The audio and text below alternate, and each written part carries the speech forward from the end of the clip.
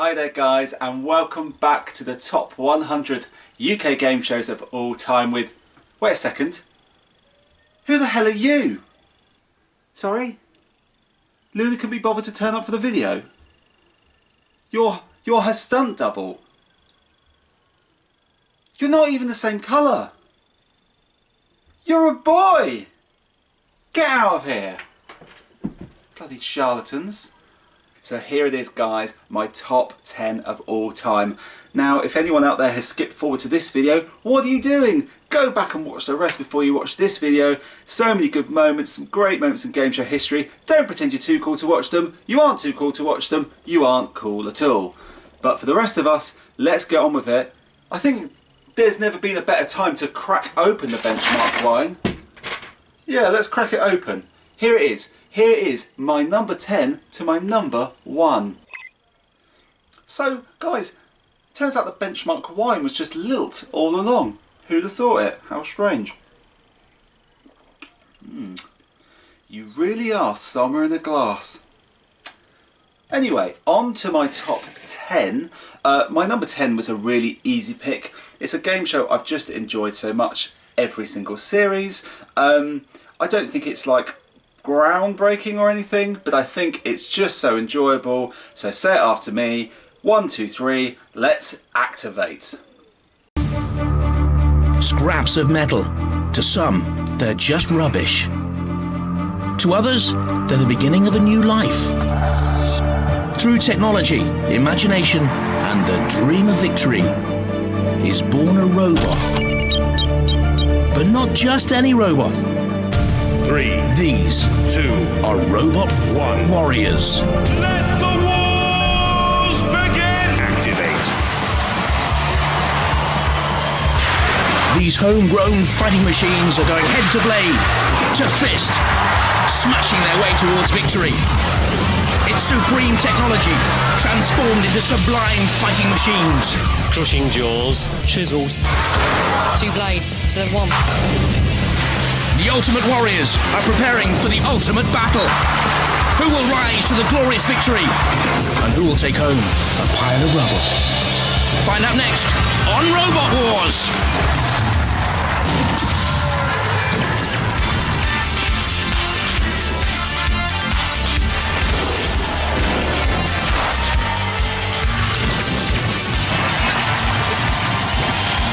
Ladies and gentlemen, please welcome the Master of Mayhem, Craig Charles.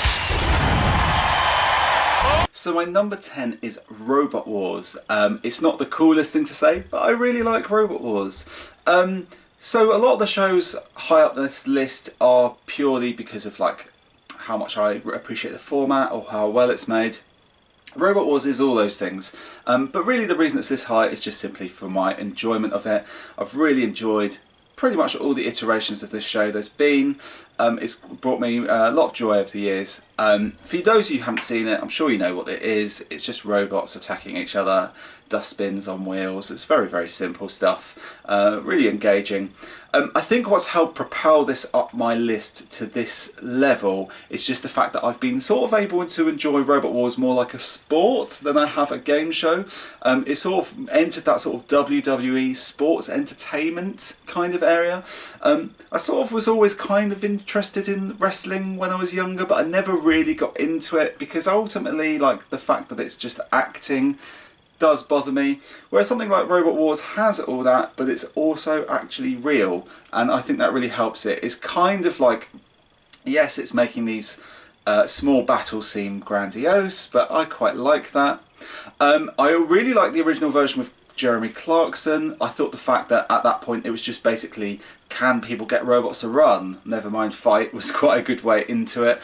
I really liked that sort of obstacle course they had to do at the start of Series 1. And then I like they did the different tests. It kind of had a more of a scrap heap challenge sort of feel, but they very quickly realised that actually people wanted to see the battles. That's what it was all building up to. And rather than make that sort of an end game, they made it the whole show. And it just went from strength to strength to strength there. And what helped was every series we saw really sort of new innovations like Series 2. We were seeing like Shreemeks where the robots could write themselves, and then we saw like spinning discs, and then we saw just like robots that were really like strong and powerful that could push, and they were constantly changing the game and kind of making things interesting. And it was almost as interesting watching those innovations that didn't really work. The robots in the show kind of became heroes to people. Great robots like Chaos 2 and Razor and Hypnodisc are names that still ring true with people today. They were just some of the moments they created, the destruction they created was just so entertaining, and it was hard not to fall in love with these robots and the sort of people behind them, and the people had very different backstories, and it was really, really interesting.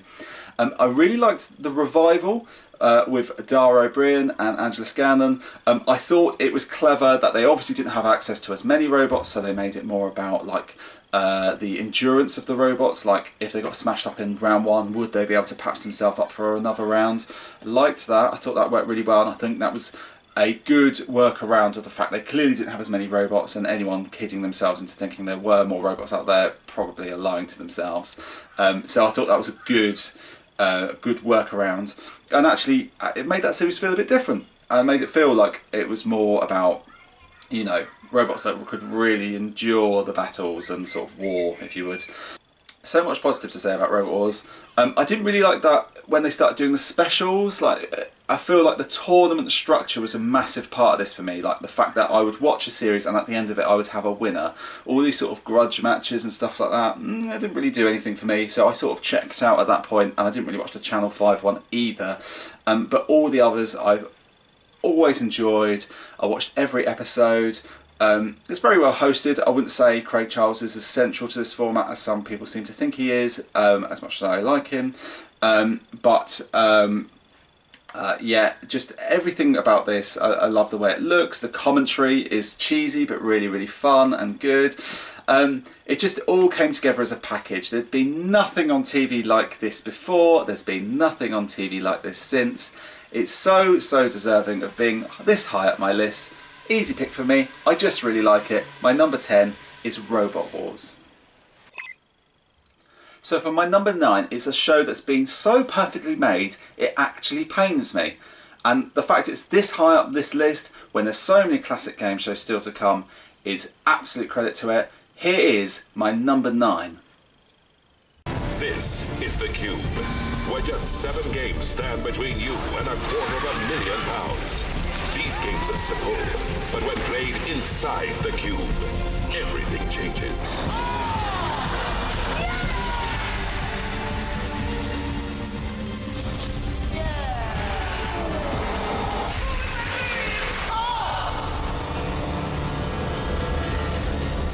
Have you got what it takes to beat the Cube?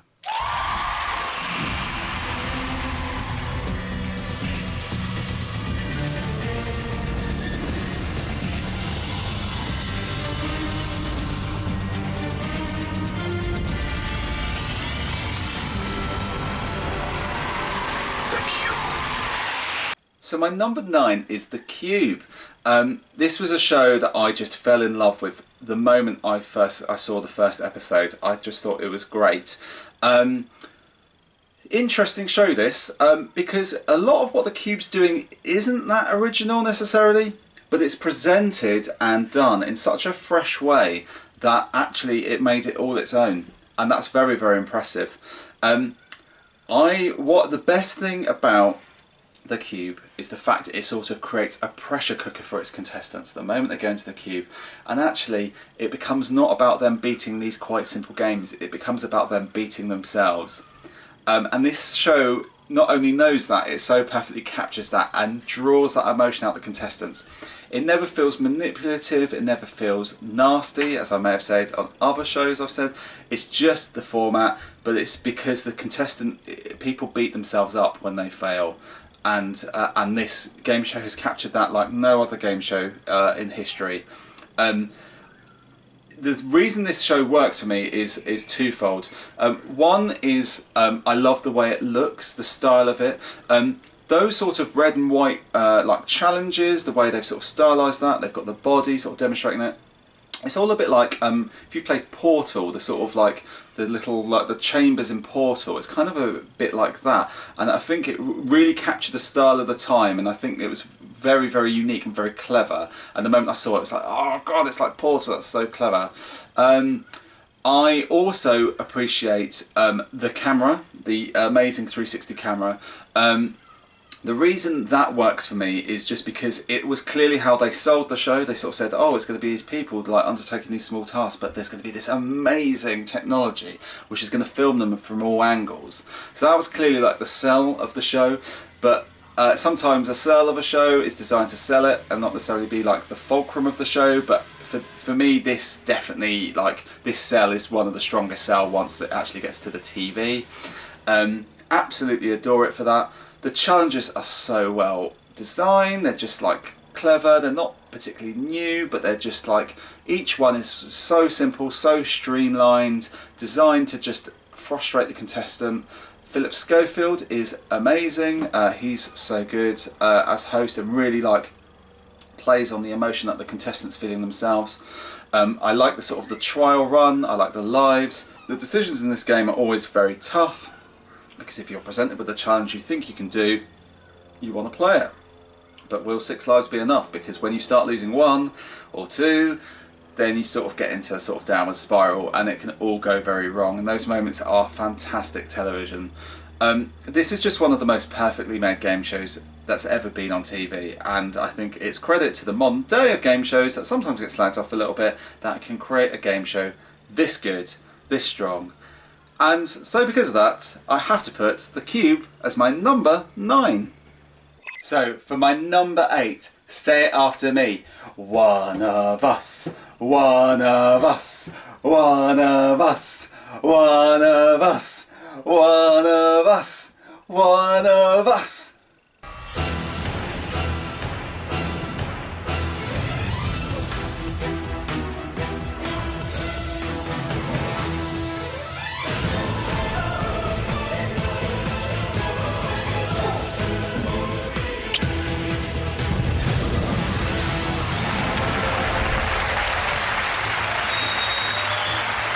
So yes, my number 8 is Duel. In my opinion, this is the one that got away, and I'm going to tell you why. Now, this was a bit of a series wonder, unfortunately, so some of you may never have seen it, so I feel the need to sort of talk about how it works. Nick Hancock presents a show where there's this sort of poker table-ish sort of setup where 2 players play a quiz. A screen comes up between them and they play the same multiple choice questions, but importantly they've got 10 poker chips and they can use their poker chips to cover answers they believe are correct. They can cover all 4, they can cover just 1, 2 or 3, it's completely up to them, but what's important is that they get the question right, because if they fail to cover the right answer, they're out of the game. But here's the thing. Once they've used their chips, those chips are gone forever. So if you use 4 chips on one answer, you're only going to have 7 chips for your remaining questions, and so on and so forth. So it becomes this game of, when do I take risks against my opponent? This is the game show on TV that I've most been like, oh, I want to play the game, I want to play Duel so badly. I sort of feel like, oh, I'd be good at that game, I really want to play it. And I think of all the game shows on my list, this is the game show I'd most want to be on. I just love the concept, love the idea of trying to outthink your opponent. I love the idea of just, like deciding how sure am I on this question. It's such a clever way of sort of just slightly manipulating the sort of normal multiple choice that we're used to.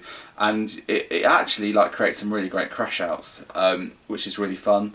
The music in Duel is just phenomenal. The theme song's really good, but this music that plays through the questions is so atmospheric. It's like we're at the table of the gods playing this game of sort of fortune and knowledge, and they're just playing with, you know, these discs, and I just love the whole feel of it. That it feels so epic, so enduring, so like important. I just love the music and the fact that we're watching a champion versus a challenger. It just sort of plays into all that. I really love that music. Interesting thing about this show is Nick Hancock. A lot of people didn't like him on the show. I wouldn't say I necessarily liked Nick Hancock on the show, but I didn't mind him. He didn't bother me as much as some people bother him. So that's like normally the main detractor of this show is the hosting. I'm sure it could definitely be better hosted than this, but I think he does all right. He does a good job. I liked all the sort of tension of like the players would like pretend to place their chips, like, oh look, I'm placing loads of answers, look, I'm placing 4 answers, but actually I've only placed 1 chip, and that sort of interplay and how that music sort of captures that moment. Really like that sort of interplay between the contestants. It's really interesting and fun because it's totally about the questions. It's not about, you know, their backstories. It's all the dramas in the gameplay. That's so wonderful. Love the accelerator. There's this button that you can press there called the accelerator, and that forces the other person to answer within 7 seconds. And it's a brilliant moment because they do panic, and actually, because you've got to slide the chip into a little sort of circular clip to answer, actually sometimes they just can't get the chip in the hole, and actually it can take them like 3 seconds to answer one. Really love that accelerator. It works probably even better than they possibly imagined when they made it, because there's the whole physical element they probably couldn't have predicted, but by happy accident it's wonderful and works. The format is a bit messy. Like, it's kind of like they sort of do this thing where they go, oh, after 2 games you can take some cash or a percentage of the money that's in the jackpot, or you can play on for 2 more in the hope of winning the big jackpot.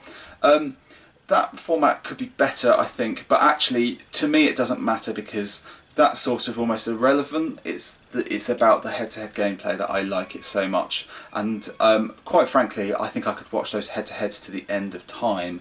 I would like to see 64 of the best quizzes in the world do that duel game against each other in some sort of championship. That would be the quizzing championship I'd watch. I think others would too. Just a wonderful show. I'm so sad this didn't get to stay on TV, and it did so few episodes, because I think there is an amazing show kicking and screaming to get out this one. It already is amazing. It could be better, and because of that it has to be my number 8, Duel. I've had some people say to me that they didn't think this next show was going to be on my list, but come on guys, it's one of the biggest game shows, if not the biggest game show ever made. It's my number 7, here it is.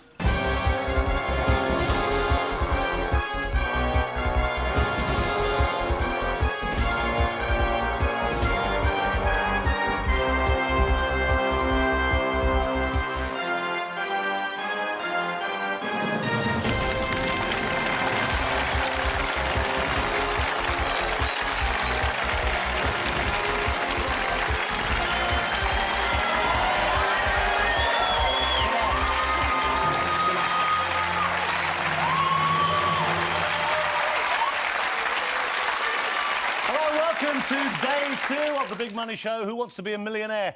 So my number 7 is Who Wants to Be a Millionaire? I sort of can't believe this isn't higher on my list, but you'll see why it's not in a while. This shows I just love a lot more. But Who Wants to Be a Millionaire absolutely changed game show history, and rightly so.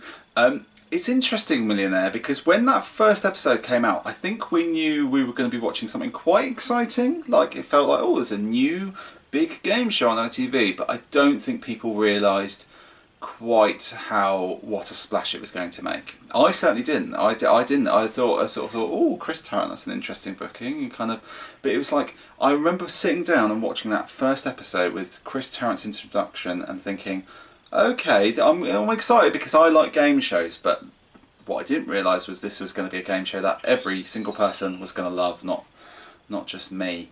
Who Wants to Be a Millionaire? What can I say about it that hasn't already been said? The drama of Millionaire and the music of Millionaire is so perfect, and if you've ever seen that clip, there's a clip out there of literally like a week before the show was going to go out that had completely different music bed, and it was very cheesy and Saturday night and daytime, and they completely changed it to this sort of dark, moody music.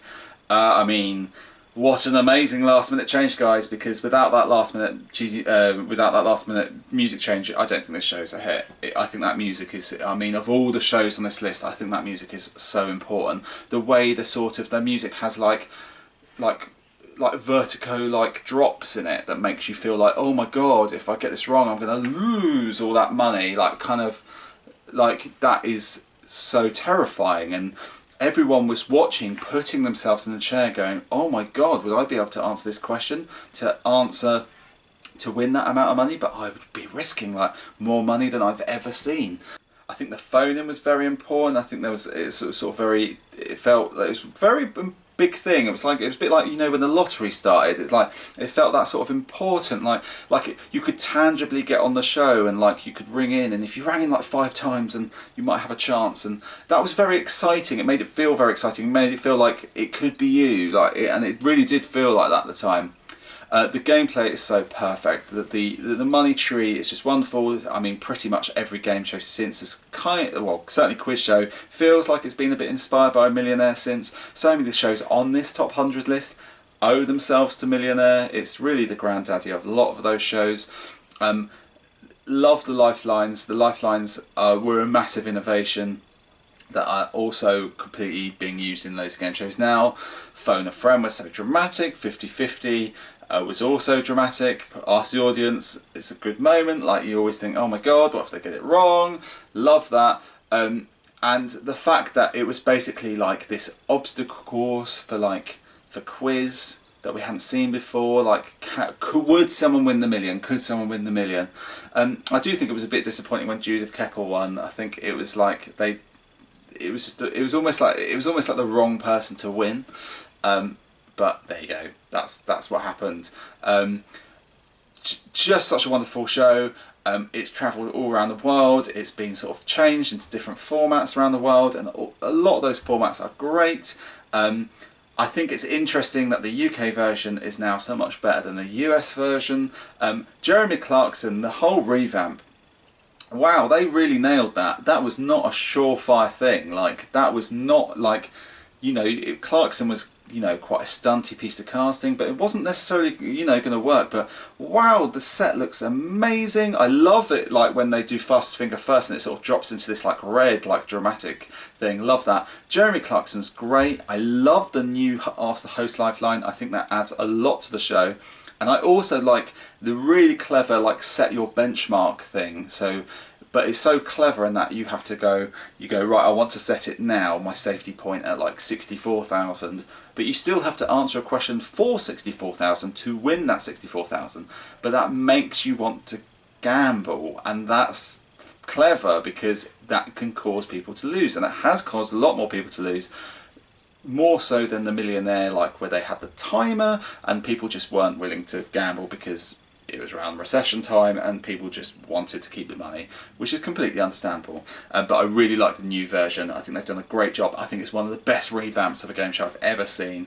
It's just as good as the original in my opinion. So good. I hope it runs and runs and runs. And I think that's the interesting thing about Millionaire, and why it is this high on my list, is that it's been on TV for like 20 years now, and yet I've never found it boring. Like, it is quite a vanilla format now. Like, so many game shows have like cribbed off it and like changed the rules and changed the lifelines and changed the money ladder, or like £1 Million Drop, it's like about losing the money. So Millionaire should feel dull, but it's never felt vanilla for me. It's always just as exciting, just as tense, because I think I can put myself in their shoes. I feel like a lot of people can't do that, but I feel like, what would I do if I was sat there? Would I have used a lifeline? Would I have gone for it? I would have lost a lot of money there. It's just such a melodrama, and that's why I love Millionaire. It's one of the best dramas on TV. It's a better drama than most dramas, and that's why Who Wants to Be a Millionaire is my number 7. We're getting a bit high now. We're all the way up to number 6, and now we're getting to shows that might have been my number 1, but this is so hard, guys. At this point, it's so difficult because these are all shows that I would have definitely have said are my number 1 at some point. And here's the first of them at number 6. This was an ITV titan of the time. It's one of my favourite shows ever, but it can only be number 6 on this list. Only number 6. It's like the 6th greatest game show of all time. I absolutely love it. Here is my number 6.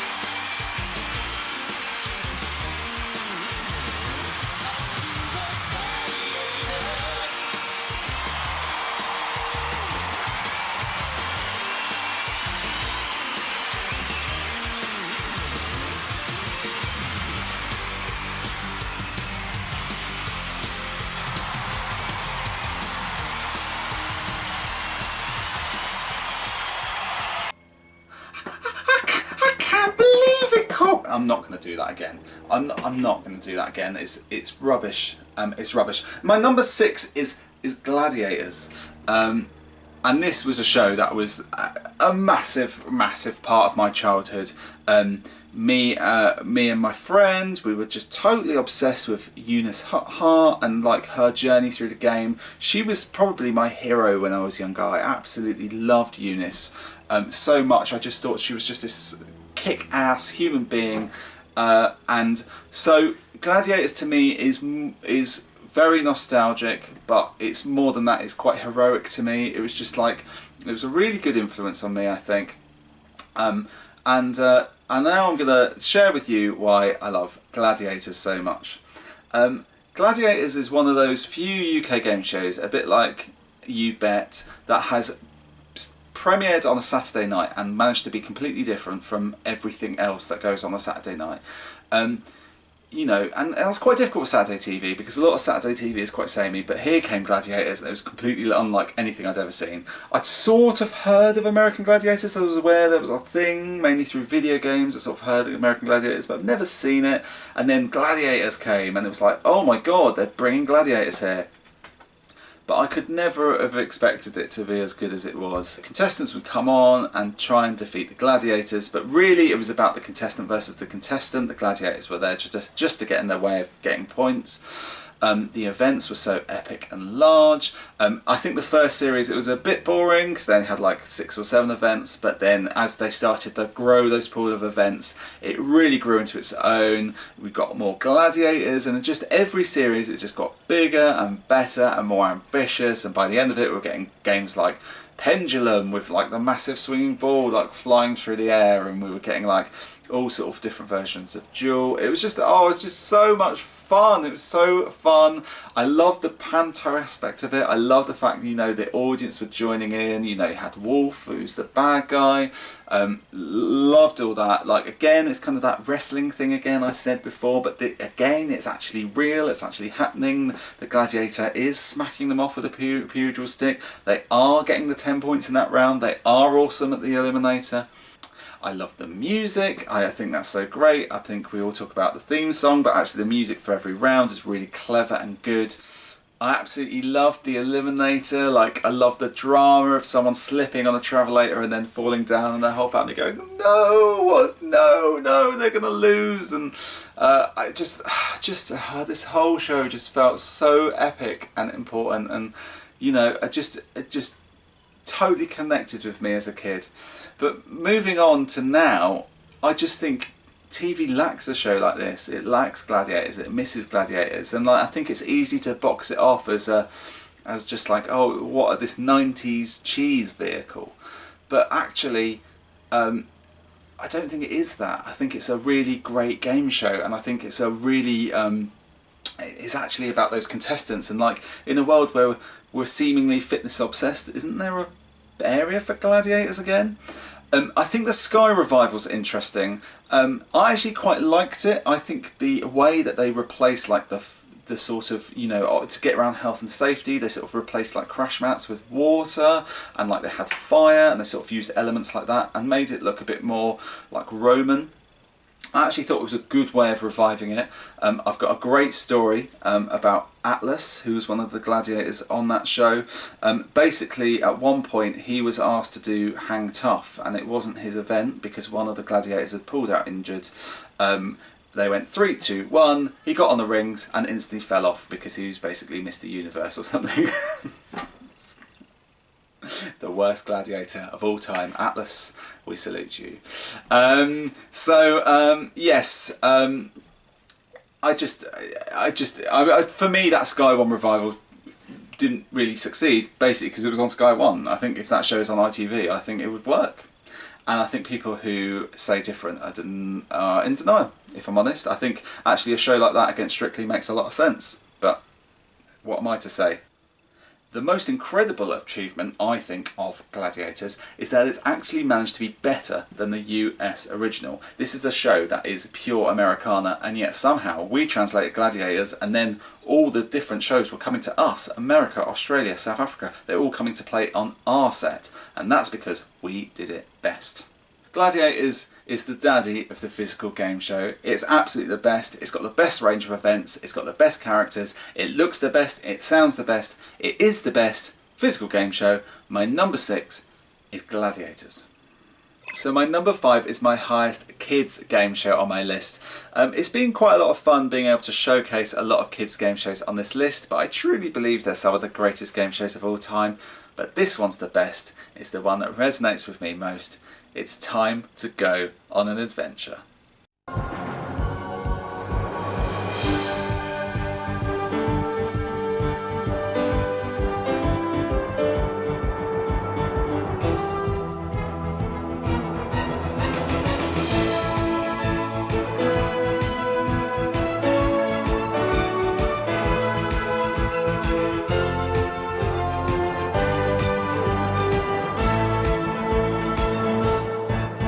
So yes, my number 5 is Nightmare. Some people thought this wasn't going to be on my list. This is definitely on my list, guys. This is like the show of my childhood. I absolutely love Nightmare. Some of you may have not grown up with the show, so I'm going to tell you how it works. 4 children go into a castle and meet up with Treguard, who's basically a dungeon master. One of them places on the Helmet of Justice. Whoa, it's my helmet, guys. Yeah, it goes on their head. Anyway, they then go into a dungeon blindfolded, and their friends have to guide them through a series of green screen rooms that are very cleverly made by computers. So I feel like I have to come out in passionate defence of Nightmare because people write it off as something cheesy, something schlocky, something unworthy, and I feel like this show is one of the greatest game shows of all time, and with good reason. So first and foremost, people write this off because the technology hasn't held up, or the Shakespearean actors are cheesy. Well, yes, fair enough. This show is 30 years old. Give it a break. So many shows have stood on the shoulders of this show. Like, the green screen effects this show did were unbelievable, and I think a lot of those green screen effects really stand up now. Things like the Causeway and like the Corridor of Blades. They're really, really, really clever, really good. And I'm sorry guys, that aspect of the show doesn't bother me. I still can watch this show and enjoy it now, just as I did back then. I'm more amazed at how they managed to do that stuff on such primitive PC technology. Fantastic, unbelievable. Stuff like where they use a mouse cursor to like move a ghost and stuff. I appreciate that. I just think it's, because it is a drama for the contestants. And so that sort of brings me to the point why I believe this is the greatest, one of the greatest game shows ever made, and that is one word: Jeopardy. Nightmare has Jeopardy, and there's no cash prize. They can't lose a cash prize. They're playing for basically nothing. But this show had Jeopardy that no other game show on TV at that time, be it adult or children's, ever had. No game show had Jeopardy before that, and now almost every game show has Jeopardy. And I think a lot of that's down to Nightmare, because Nightmare realised that actually if you don't get a second chance, if you just die, if you make a mistake, that's really dramatic. And those moments were dramatic because you'd be following these contestants through a journey for like 25-30 minutes sometimes, and then they'd just die, and it'd be like, oh my god, and it would be a genuinely dramatic moment because you think, Jesus Christ, that's it, they're gone, we're moving on to the next team. And that team could die within 5 minutes, or they could go all the way. And that was the thing, it was always this like refresh of like, oh my god, well that didn't work out, but maybe we go through it again. And the fact you got to see some rooms that were similar every time sort of allowed you to have a good gauge of how this team was getting on. Some teams just couldn't guide their dungeoneer properly, and that was always very funny, but also was a bit of a warning sign for later dungeons, because they had different levels. They had level 1, level 2, level 3. They got harder as they went on, and it was always like there was always that sort of like build up of anticipation to like, oh, this team isn't very good, they're going to get offed somehow. That's it.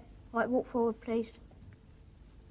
It's going to walk into that wall. Right, stop there. Side step to your right. Walk forward. There's no door there, T. Oh, turn round. Sorry. Simon, stop. Where am I? You're in a grey room which has 2 doors at the end of it. It is a... Warning, team, nothing here is stable. Proceed with care, but don't delay. Simon. Yes. Side step to your left.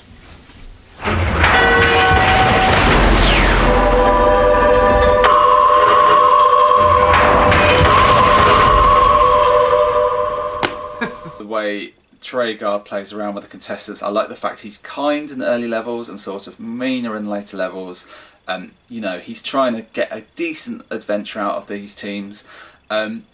So yeah, this is just one of the most ambitious game shows ever made, but a lot of ambitious projects don't achieve what they set out to do. Nightmare absolutely achieved it and played around with it so much. It's one of the most enjoyable game shows of all time. I'm so grateful for its existence. Thank you so much, Nightmare. My number 5 is Nightmare. So my number 4 is another absolute ITV game show classic. I've loved it in all its iterations, although some are more controversial than others. But here it is, my number 4. Activate the cube.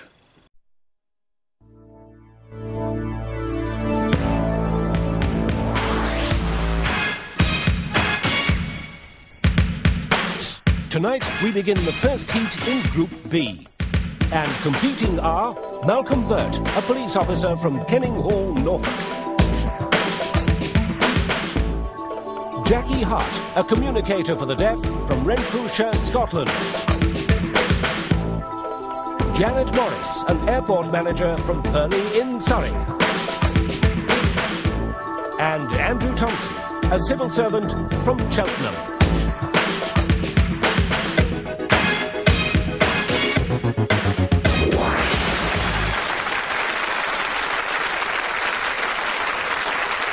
Bow, ch, da bow, down, ch, bow, ch, da down, bow, ch, bow, bow, bow, down, ba bow, bow, bow, down, bow, bow, bow, down, ba bow, bow, bow. Yes, my number 4 is the Krypton Factor, one of the greatest game shows of all time, and I'm going to tell you why.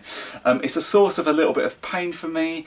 I actually got measured up for a jumpsuit for the modern series, but they whittled me out at the last minute, so I didn't get to be on the show.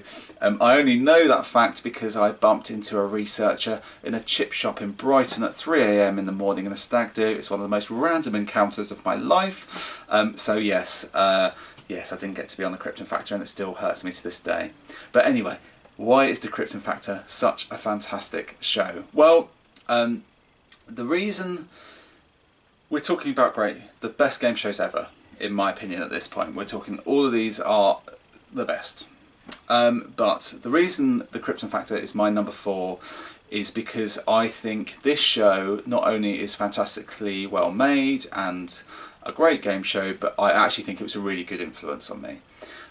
So watching these contestants like strive to be super person of the year, and sort of compete in sort of mental agility and like response and like physical agility. This idea that you could sort of recall numbers quicker, you could answer general knowledge questions faster, you could, you know, complete a puzzle quickest. That really reverberated with me. That was something that I thought, oh, it's not just good to know something, it's good to be able to excel at it. Do things quicker, and I think that really helped me as a child when I first saw this show, and I very much thank it for that. I think of all the shows on my list, I think this show in particular has been the best influence on me. I think the fact that this show was searching for that super person made it sort of stick out more for me than other shows. I think sort of when I first saw this show and watched it for many years, I think maybe at that point in my life I was more interested in, like, you know, that search for someone who was good at everything rather than someone who was just good at quiz questions. That seems to be something we focus on more now. I think it's more interesting, like, and I think lots of shows have like tried to do the brainy thing. I think the fact that Krypton Factor did physical stuff as well definitely raises it above those other shows, and I think other shows haven't really tried it since. Love the way it looks, love the iconography. I actually think the iconography is a big reason why this was a hit. Obviously the original version didn't really have it, the very old version before my time, but then they updated it to have this green and red iconography, and those like rounds having those logos really captured my imagination, and like I drove my family wild, like coming up with games that were Krypton Factor games. They absolutely hated me. But anyway, yes, they absolutely hated me. Oh, they absolutely hated me. They had to just go through with it. Gordon Burns was such a wonderful host. He took it seriously, but like it was almost like he knew it was like a Mensa exam, so it had to be like delivered in that way, and he did such a good job. And it was great seeing these contestants do these amazing feats and be able to go, oh wow, they did that amazing thing. That's really cool. Remakes is interesting. So Millionaire has been so perfectly remade, but Krypton Factor, not so much. So we have to talk about the one with the super round. So they tried to revamp it around that sort of Gladiators time. They thought, oh, it's not you know, physical enough. We need to add the super round, which had like all these, like, it was like an obstacle course they basically took on at the end, but like a mental obstacle course, an obstacle course of the mind. This version is definitely weaker because they basically cut all the normal games down to the first 15 minutes of the show, and then the last bit of the show was the super round. It felt very rushed, and it was a bit of a mess, but I'm not going to lie, I still very much enjoyed that mess and watched them all. So as much as it's like easy to say, oh, I didn't like it when they had the super round, I still would watch that version of the show over a lot of the shows on my list. The Ben Shepherd version, definitely better than that version. Controversially, quite like the new theme song. Sorry guys, I actually really like it. Maybe there's a reason I couldn't use Art of Noise again. Yeah, really like that new theme song. Really thought they did a good job of like updating it. Maybe they didn't have to say activate the cube when they activated the cube, but you know, it all sort of helped like make it feel fresh, I guess. And I thought they did a good job. Yes, we lost that sort of airplane round, which is iconic, but guys, is it really the most entertaining round? Probably not, in reality. The obstacle course obviously is iconic across all the shows. In the original version, it was so brilliant. Everyone wanted to do that obstacle course. Obviously, when they revamped it, that obstacle course sadly didn't exist, so they couldn't do it on that obstacle course. And they didn't have an equivalent, so they had to make the best. And it didn't really work in that first sort of new series, but in the second one, they sort of managed to cobble to come to something a bit better. Krypton Factor is one of the best game shows ever made. I will go to the grave saying that. My number 4 is the Krypton Factor. There's not much that needs to be said about my number 3 other than it's yet another ITV game show doing very well on my list. But what will it be? Well, let's put you out of your misery. Here is the bronze medalist of my list. Leapfrog.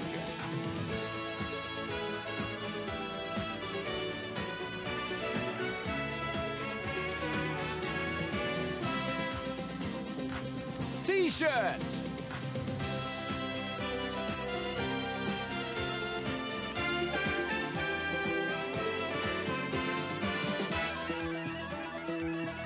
Dialogue.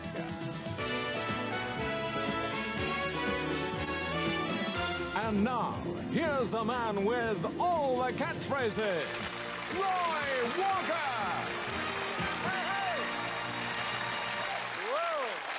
So my number 3 is catchphrase.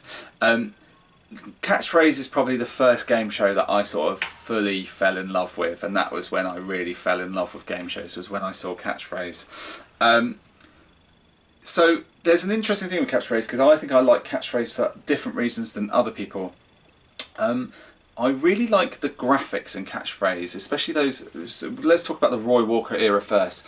So those graphics had a real otherworldly quality to them, and I couldn't really describe it at the time. But I've since found out those animations were made in America and then imported over to here, and that makes a lot of sense to me because I'd never seen that sort of imagery that would pop up on that black screen before. It felt very odd, very weird. It would bring up these sort of strange juxtapositions, and sometimes it was quite nightmarish. Jillian, you're back in play. There's money to be won. Here's your next catchphrase. Here we go.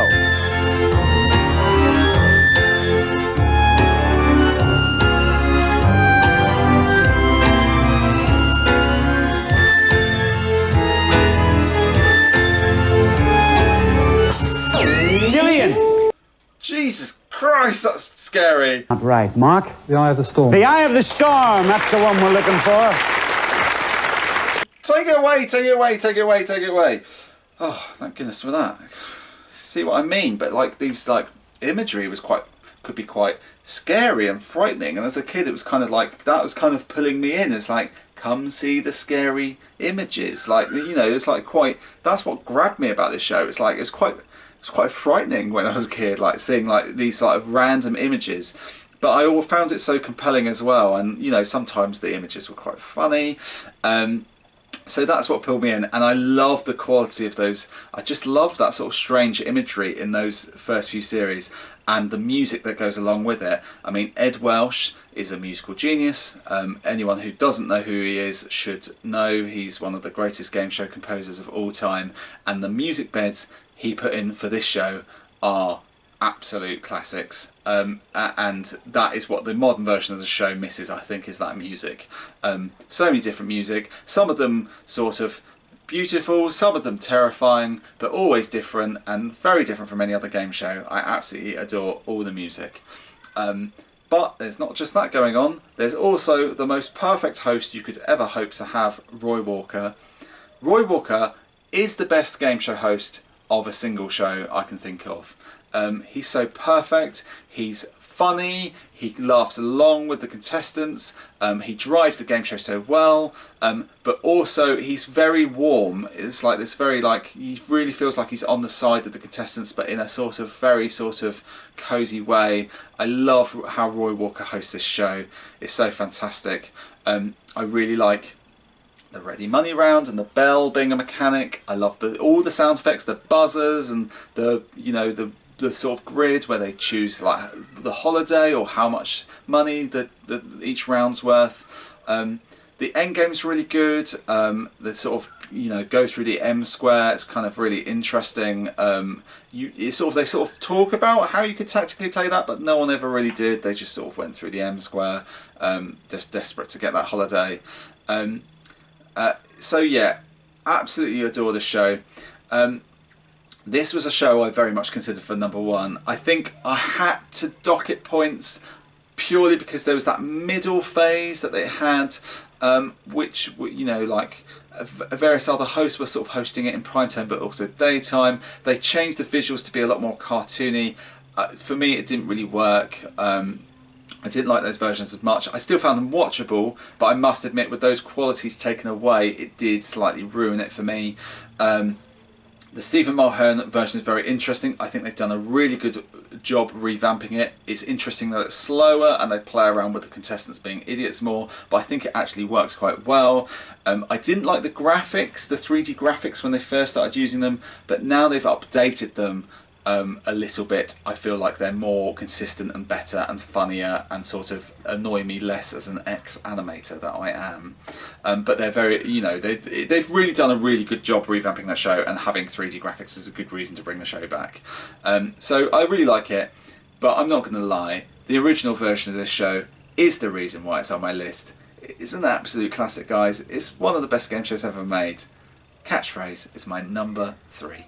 So I toed and froed with my final two shows, but ultimately this one is my silver medalist.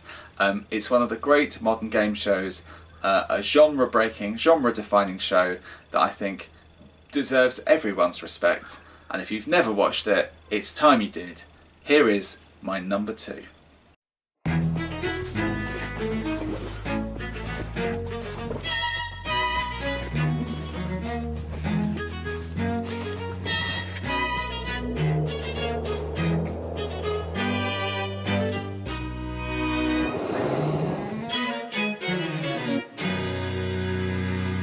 So my number 2 is Only Connect. I've got Lobo the Transparency Wolf out because I have worked on the show. I did a bit of adjudication, I did a bit of running for Victoria, so just let that be known. But with that in mind, let's talk about how brilliant Only Connect is. Only Connect is another interesting show for me because I didn't come to the show straight away. In fact, considering I'm really into game shows because I'm making a list on the internet about them, I didn't know about this show for the first couple of series. I had no idea it existed. I only came to it sort of around series 3, and then I was just completely addicted. Only Connect is all about finding connections between things, but it's just done at such a hard level that it becomes compelling all in itself. It's like it's sort of a weird machination. This game show comes in, you know, contestants enter it, and then it spits out the world's hardest questions at them, and you watch as they crumble, and it sort of chews them up and spits them out. It's a fantastic game show. The questions are the best written questions in the whole of television. They are unreal. Victoria is a fantastic host. She just plays with the contestants so wonderfully. Like, she sort of like, you know, knows when to make them look silly with like singing and stuff, making them sing, and that's kind of awkward. She knows how to just like, you know, explain all the answers and everything. She's a really good host. My favourite round is probably round 1. I just like just the normal connections. I like the fact that my mind can wander all over the place trying to logic out these puzzles, and I would prefer that more than the more linear route that we have to take in round 2. I really like the missing vowels round in round 4. I really like that. A lot of people say that's not really connections, but I don't really mind because it's just so fun. The iconic round is the wall. I'm not so into that. That's probably when I'd go make a drink if I was going to make one. But it's still really fun. I just like the way this makes my mind work. I love logic. I feel like I've got quite a logical brain, and I like how this game teases with my brain. I love that so much. And getting an answer right in this before the brainy contestants who are on the show means so much more to me than say like a pointless answer on Pointless. It's just like. And it's like a bit of a light bulb moment when that goes off, like an endorphin kick of yes, I did something really clever. I really love that about this show. This is the best modern game show on my list. It's absolutely fantastic, and it's the one game show of all the shows on my list that I can just say I hope it runs and runs and runs and runs forever, because I want to watch this forever and ever and ever. It's just that wonderful. I can't imagine ever getting bored of it, and that's why it's my silver medalist. My number 2 is Only Connect. So here it is, guys. The top 100 is basically over. It all comes down to this, my number 1 of all time. I thought long and hard about what I wanted my number 1 to represent, but I think this number 1 represents everything there is to be great about UK game shows, so that's why it's here at the top. I hope you enjoy it. Here is my number 1 UK game show of all time.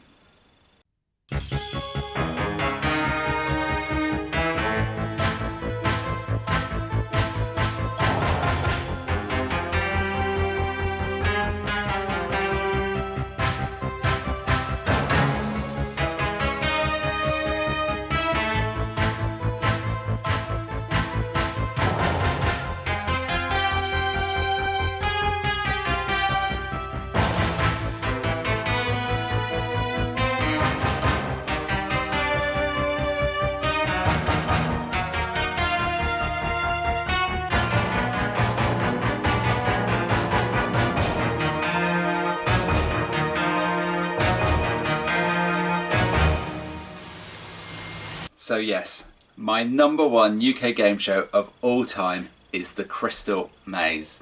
I know it's not that original opinion, but it is my opinion, and I'm going to go through why.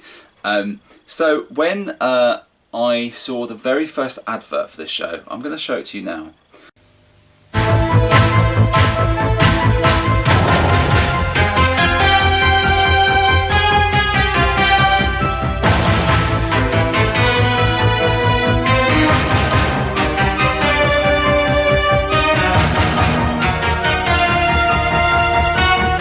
Just a few simple tasks designed to test the mettle of all those who dare enter the Crystal Maze, Thursday at 8:30 on 4.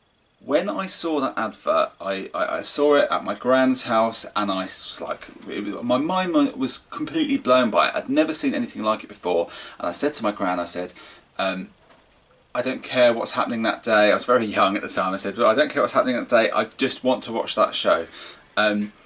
And I sort of knew I was going to watch a great show, but I didn't necessarily realise I was going to watch possibly the best game show of all time. And certainly one that would become very influential in my life in the long run. The Crystal Maze is fantastic in pretty much every aspect. Although it was kind of wacky and wild, it tapped into something very real that was going on at the time, that sort of 90s yuppie-ish sort of away day training sort of thing. So although the zones and all that were quite ridiculous, it was tapping into something quite human and relevant at that time. So it was based on something real despite being so insane. Love all the zones. Love the iconic Aztec zone, the iconic Aztec zone, the less iconic medieval zone, industrial, which I could take or leave, and of course the future zone, which was my favourite. This is comfortably the best hour-long game show that there's ever been. It's really like, you really feel like you've gone on a journey, on an adventure when you sit down and watch it. It's a very easy watch. I used to really like how Channel 4 used to lose an advertising break. So you'd see one zone, then there'd be an ad break, then you'd watch 2 and 3 with no ad break, which really helped you, a whole like 25 minutes to 30 minutes of just action. Loved that. Then a break, then the 4th zone. I think that actually really helped this game show like feel like something you could just sort of sit down and watch cosily. I mean, it's easy to forget that this at one time was Channel 4's #1 show. It was absolutely enormous. I loved all those zones and how realised they were. They felt very unique to this game show. They're all very like, they'd really gone to town with like how they looked, and actually they all felt incredibly different, and you felt like you were going to get very different challenges in every zone. Really like that.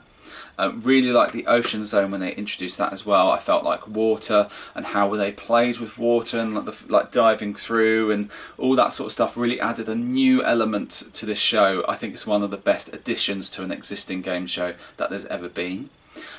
Richard O'Brien was just the perfect host. He was so clever with this. He's sort of the Willy Wonka in this chocolate factory of game show. He's sort of insane but relatable. He does this amazing like fourth wall breaking thing where he talks to us at home. That was very genre breaking, very genre defining, very Channel 4. It's like you'd think quite a safe show, and yet they were doing all these quite insane things in it. So Richard and his harmonica, I mean, just the perfect game show host for this show, just, you know, leading us into this whole new sort of bastion of game show. That's what Richard O'Brien did. I think it's fair to, probably need to talk about Ed Tudor Pole. I think at the time he had just the hardest act in the world following Richard, but actually he did a fantastic job. I think in hindsight he's probably like Paul McGann in Doctor Who, probably not appreciated at the time, but now we look back, we realise how good he was. Anyone who thinks Ed Tudor Pole was rubbish can come and speak to me and I'll tell them that they are wrong. Ed Tudor Pole, we salute you. Sorry, don't listen to anyone who thinks you were bad, you were great. Richard Ayoade in the new version I'm not so keen on. I really love him in other stuff. I think he undercuts the Crystal Maze a little bit too much, and I think it's quite insane as it is and doesn't need that. But he's still a very capable host, and he definitely brings people to the show. My favourite series of Crystal Maze, I think, is Series 4, I think it is. It's the one where Richard O'Brien's still hosting, but they've got the Ocean Zone. I felt like it was very exciting seeing them run around a new zone, but the Ocean Zone is such a good zone with loads of good games. There were some really good games in that series, and I felt that was the most exciting series. My favourite game, Crystal Maze game, I've got loads of ones that sort of are in my mind, but I think my favourite is probably weirdly this one. That's that. And let's go and see how he's doing. He's there. Oh, come on. He's there. Oh, Get into there. A munchkin thing?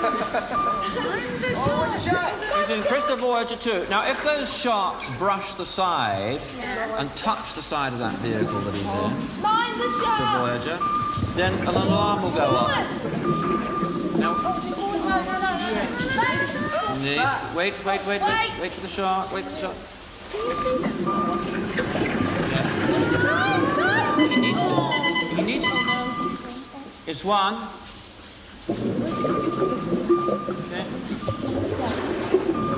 Okay, that's one. He stopped. Find the shark! Find the shark! It's behind you. Right. You got 2 minutes left.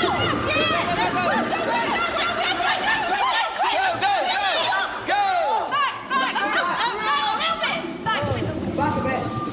Is it the fin of the shark going to meet him? No. Keep still. Keep still. Keep still. Keep still. No!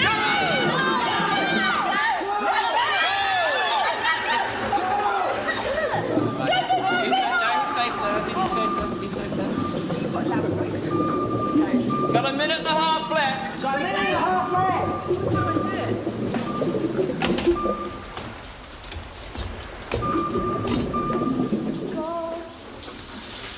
Mumsy?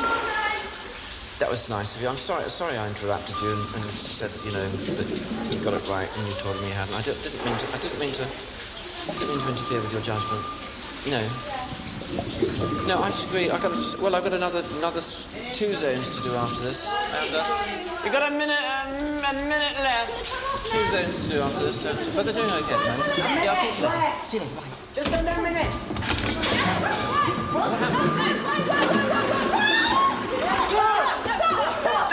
Stop! As soon as it comes past